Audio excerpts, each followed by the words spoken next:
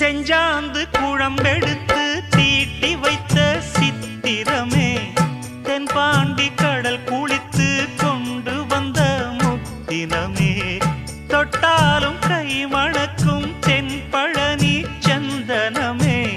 தென்காசி தூரலிலே கண் விழித்த செண்பகமே பெண்ணாக பிறந்த